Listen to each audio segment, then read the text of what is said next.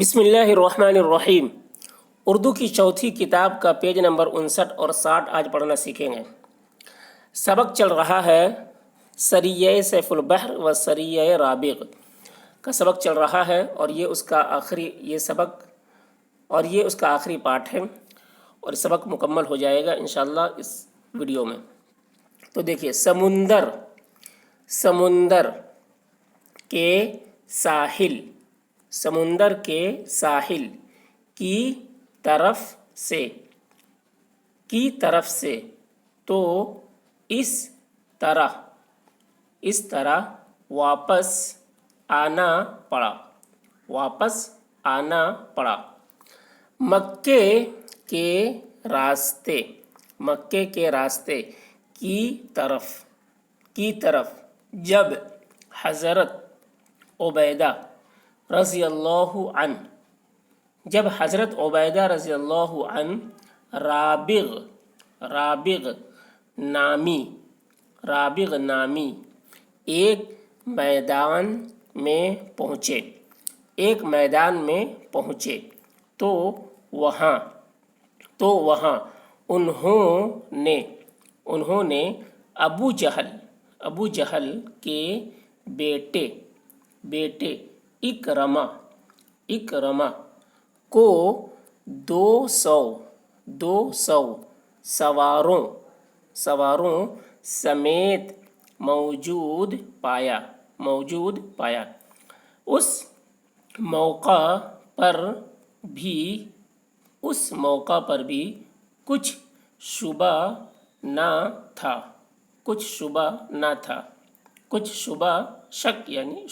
تھا کہ اکرمہ لڑائی پر تل جائے گا،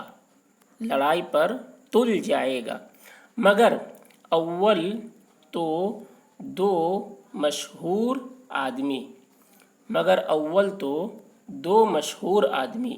جو پہلے ہی دل سے مسلمان تھے، اکرمہ کو چھوڑ کر مسلمانوں میں چلے آئے، جن کی مخالفت میں لڑنا اکرمہ اور اس کی فوج کے لیے بہت خطرناک تھا، کیونکہ اگر ان کی مخالفت کی جاتی تو ان کے ہم قوم جو اس نواح کے باشندے تھے، مکے والوں کو بھی زندہ نہ چھوڑتے۔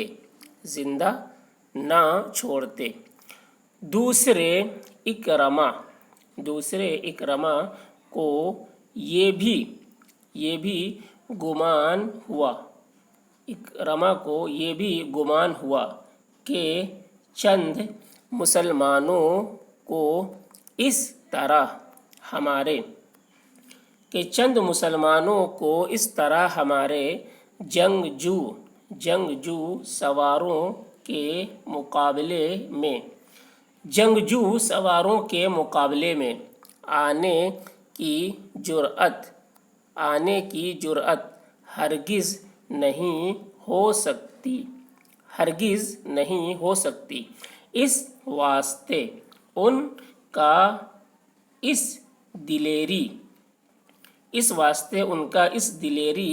کے ساتھ ہماری فوج کے مقابلے کے لیے آنا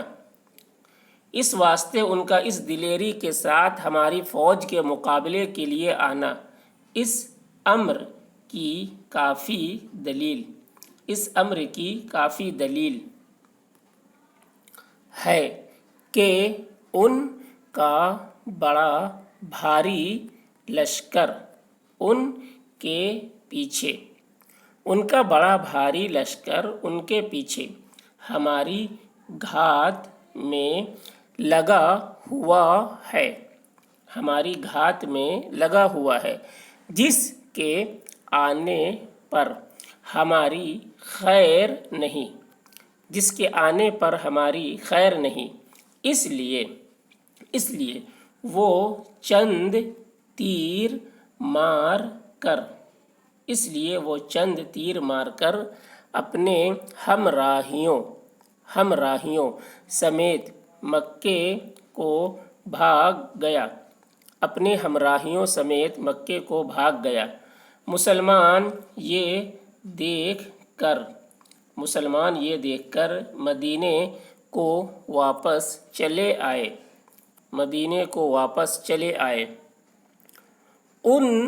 ان دونوں واقعات سے ظاہر ہے کہ مکے والوں کا ارادہ مدینہ پر حملہ کرنے کا ضرور تھا، اور اگر مسلمانوں کی طرف سے ان کے حالات دریافت کرنے میں ذرا بھی سستی